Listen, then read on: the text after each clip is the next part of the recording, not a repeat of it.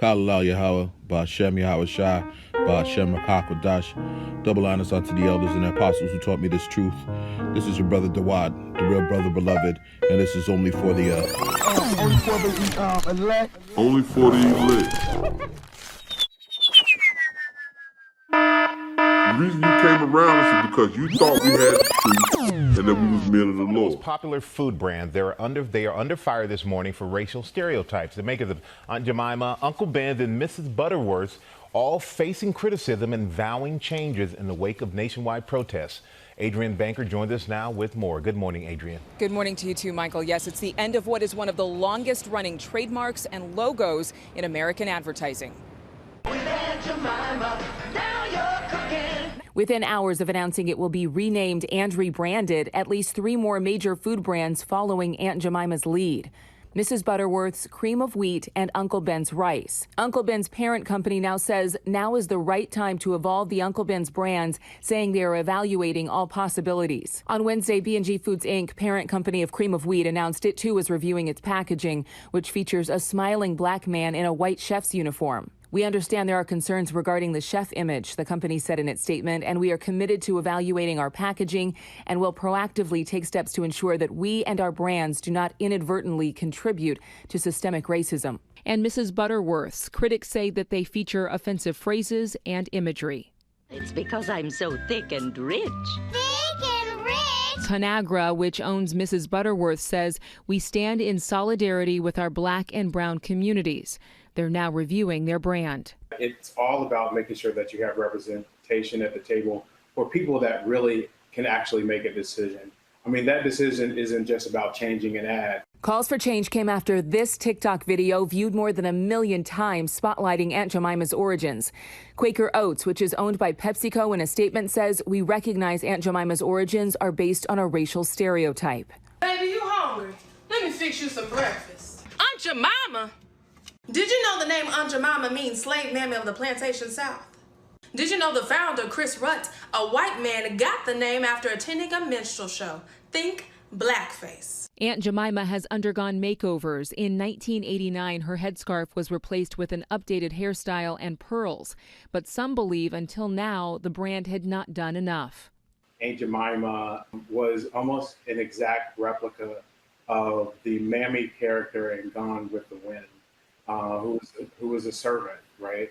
And so it really brings back and conjures images of servitude.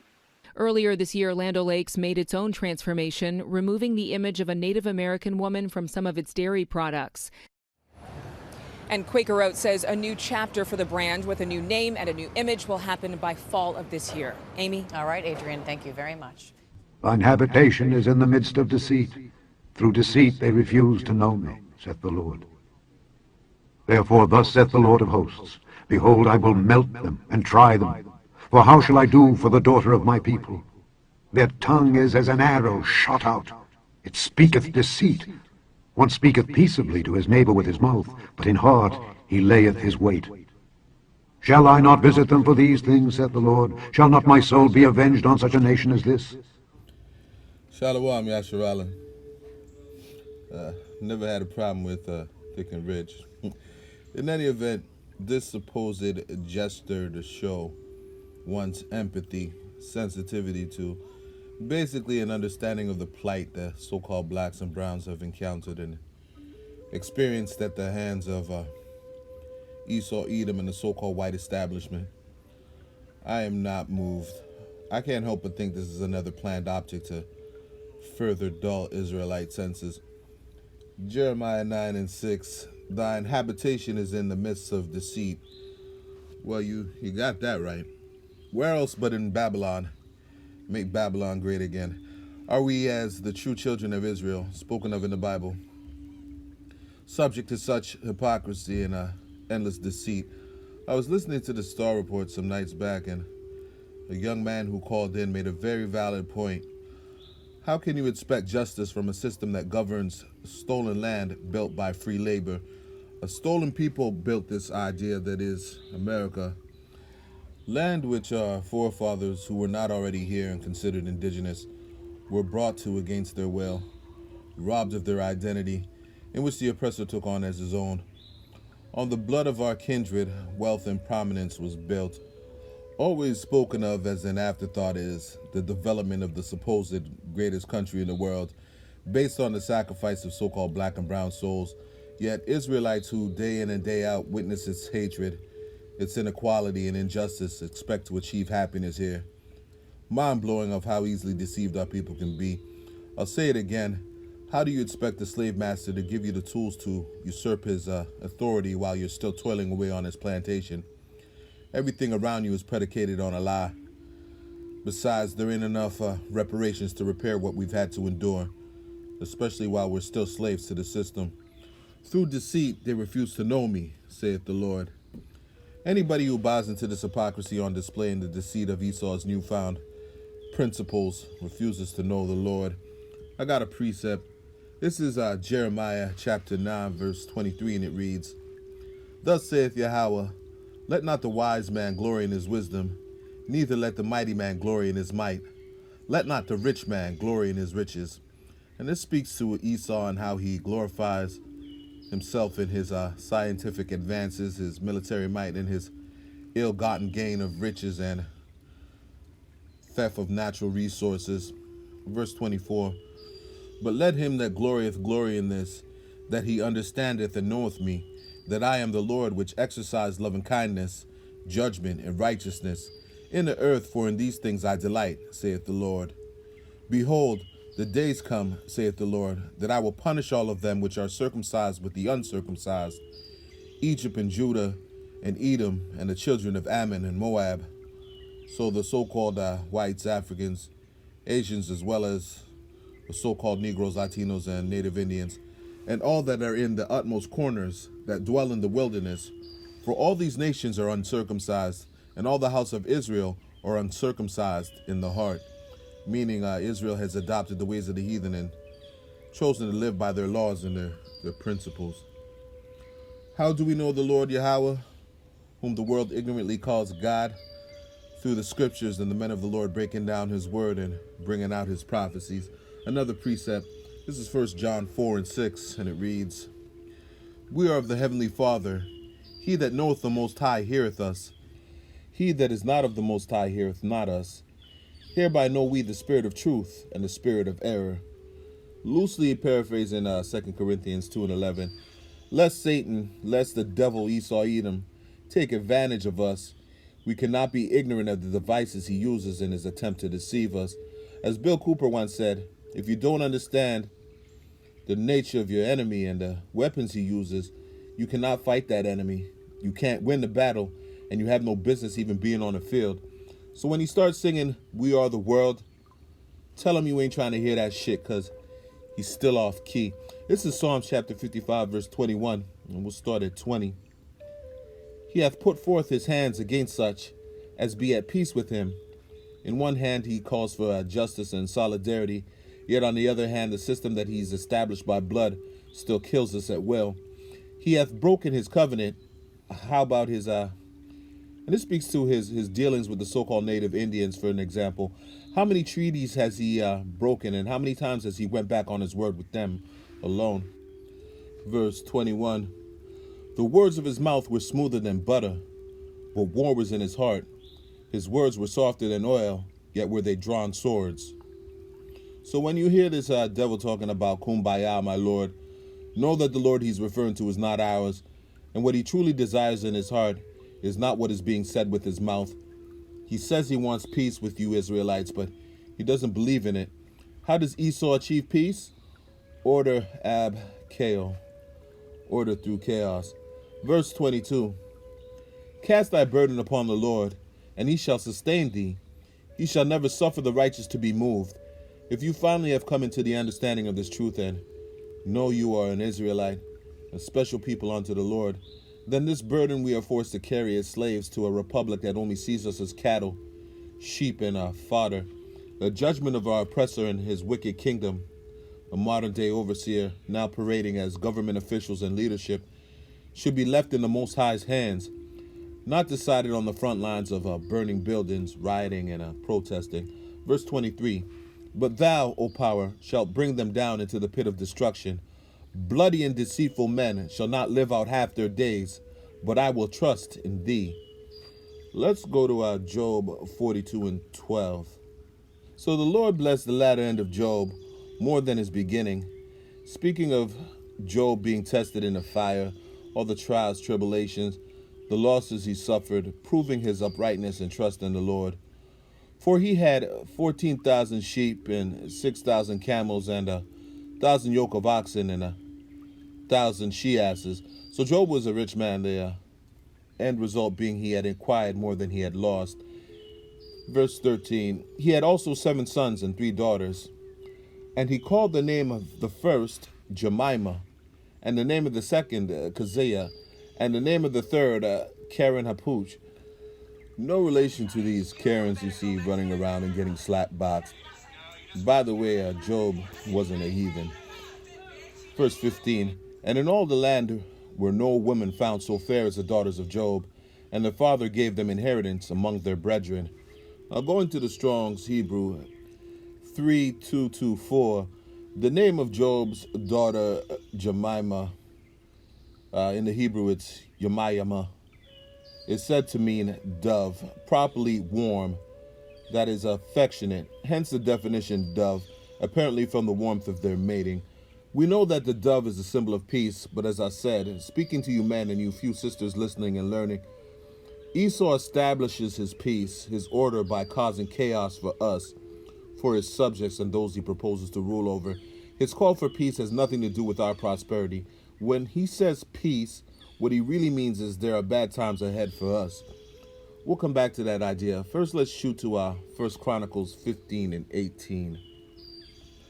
And with them their brethren of the second degree, Zechariah, Ben, and Joaziel, and Shemiramoth, and Jehiel, and Uni, and Eliab, and Benaniah, and Maaseiah, and Mattathiah, and Eliphilah, and Micaniah, and Obededom, and Jaeliah, the partners.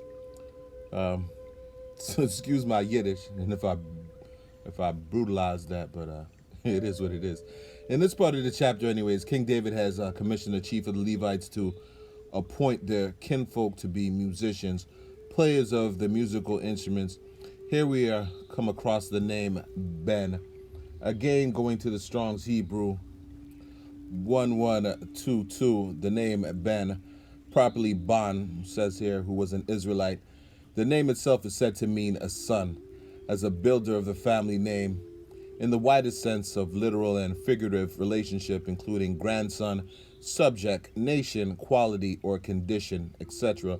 Pursuant to the Hebrew 1129, or 1129, to build, literally and figuratively, begin to build, obtain children, to make, to repair, to set up.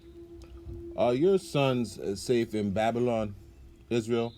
Show me where in the scriptures, never mind secular history, where the intentions of Esau, so-called white man, as a nation, was cemented on the premise of the line of Jacob, the children of Israel, the Negro and Native American Indian, should endure hardship, but ultimately would find freedom, peace, and be safe.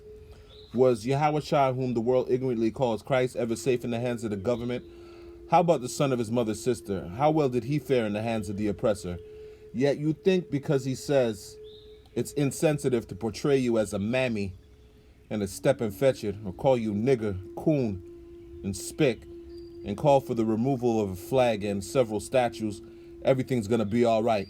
Cock-a-doodle-doo, nigger. This is 1 Thessalonians chapter 5, verse 1, and it reads, But of the times and the seasons, brethren, ye have no need that I write unto you.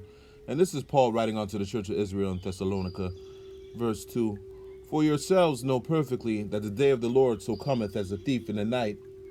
For when they shall say peace and safety, then sudden destruction cometh upon them, as travail upon a woman with child, as labor pains on a pregnant woman, and they shall not escape. But ye, brethren, are not in darkness, that that day should overtake you as a thief. Knowing the truth, having the knowledge of these scriptures, we know we are to be circumspect and remain vigilant. Verse 5, Ye are all the children of light, the light being the knowledge, wisdom, and understanding of the Lord, and truth in these scriptures. And the children of the day, we are not of the night, nor of darkness. Speaking to those that are of the profane, the two-thirds, the scoffers and scorners, those still under a strong delusion and outside of this truth. Therefore, let us not sleep, as do others, but let us watch and be sober. Meaning, don't let Esau and the white establishment trick you into drinking the Kool-Aid. When he says peace and makes what he wants you to perceive as sympathetic to your plight gestures, don't believe him. This whole outbreak, quarantine, and now uprisings is 9/11 all over again. More smokes and mirrors. This is Jeremiah chapter 6, verse 13, and it reads, "For from the least of them, even unto the greatest of them, everyone is given to covetousness." Covetousness meaning plunder by extension, and this is from the Strong's Hebrew. Dishonest gain, usually unjust. In lucre meaning money, wealth, riches, and profit.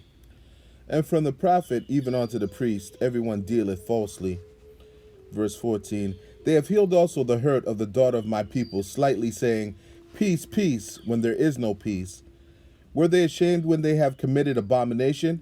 Meaning, were they ashamed when they transgressed against the Lord? Nay, no, not at all. They were not at all ashamed, neither could they blush. Therefore they shall fall among them that fall. At the time that I visit them, they shall be cast down, saith the Lord. So when Esau and his minions, the so-called reverends and preachers he set up, especially those so-called activists that look like us, attempt to assure you we're making strides in our efforts to fight systemic racism, we've raised the level of awareness, we're winning, don't buy it. This is not our rest, this is not our heaven, this is not our kingdom, so it's never gonna happen. Not while we're here subject to Esau's rule. One more script and we'll move on. This is Jeremiah chapter 23, verse 17, and it reads, "They say still unto them that despise me, the Lord hath said, Ye shall have peace. And they say unto everyone that walketh after the imagination of his own heart, No evil shall come upon you. For who hath stood in the counsel of the Lord, and hath perceived and heard this word? Who hath marked his word and heard it? Who hath marked these words and kept them in remembrance?" It's got to be the hopeful election of Israel. Those who heard this truth and believe this gospel, we're the ones telling you there's no peace. There's a storm brewing, and it's definitely coming. It's definitely headed our way. "Behold, a whirlwind of the Lord is gone forth in fury, even a grievous whirlwind. It shall fall grievously upon the head of the wicked." And that whirlwind of a World War III is definitely on the horizons. Verse 20, "The anger of the Lord shall not return until he hath executed, until he hath performed the thoughts of his heart. In the latter days," meaning in these last days, in these end times, in the times we're in now, "ye shall consider it perfectly." Understanding made perfect by the men of the Lord through the breaking down of these scriptures, via these sit-downs and prophesying on the highways and byways. Now let's watch this clip. So I had intended to get up here and talk about how racist Robert E. Lee was, but I'm going to talk about you, Connie. Sitting over there shopping while we talking about Robert E. Lee. This is a picture of you shopping while we talking about racism and history in this country. Only white members of this board got up while we were up here talking too, because you don't give a damn, and it's clear. But I'm going to tell you what the slaves, my ancestors, said about Robert E. Lee, since you don't know history, sister. Let me tell you that they said when he got the plantation, after he got off the field where 27,000 people died at Gettysburg, Connie, Robert E. Lee was a brutal slave master. Not only did when he whooped the slaves, he said, lay it on them hard. After he said, lay it on them hard, he said, put brine on them so it'll burn them. That's what Robert E. Lee did. And you set your arrogant self in here and sit on there shopping while the pain and the hurt of the people of this community is on display, because you don't give a damn and you should resign. You should have resigned 2 years ago when you choked a white man in his house. You should have resigned 2 weeks ago when you got on TV and said foolishness. And you should walk out of here and resign and never come back, because you are the example of racism in this community. You are horrible. Now to the rest of the board. You have an obligation to the people of this community, and 81% of them are black. And do you need a Klan rally outside, Mr. Goday, before you end it? Because holding it up means that you put that building in jeopardy. You do, sir. Because all over the country, they're burning stuff down. And black folks in this city have stood with protesters. I ain't seen you elected officials out there with them, making sure that nothing goes south in Baton Rouge. It's been folks in this community who give a damn. Not just when it's comfortable, but every time. And 4 years ago, we came down here. Mr. Drake, they say you're a good man. Be a good man. Black folks say you're a good man. White folks say you're a good man. Your legacy is attached to tonight, brother. Your legacy. Now, let me say to the black members of the board, it's the most solidarity I've seen out of y'all in forever. Let's keep it that. Let's stand on this moving forward. Because we don't need to apologize for Connie, Evelyn. She showed you who she was. This is Proverbs chapter 29, verse 7, and it reads, "The righteous considereth the cause of the poor, but the wicked regardeth not to know it." Shame on you, Connie. That girdle could have waited. And kudos to you, sir, for your heartfelt rebuke of a broken, well, not broken because it never really was intended to work now, was it? System. But if you think for 1 second, you'll see the wrongs that have us in disarray actually righted by these already paid for elected officials. Then you too need to get online, because there's a bridge in Brooklyn I'd love to sell you. This verse in the book of Proverbs pretty much says it all. In the words of Mike Jack, they don't really care about us. Khan halal Yahweh B'Shem Yahshua B'Shem Rakakodash. Through the power and spirit, I hope you edified. Double honors unto the elders and apostles of Great Millstone who taught me this truth and rule well. Don't fall for the okie dokie, Israel. Shalom. Don't take that chip.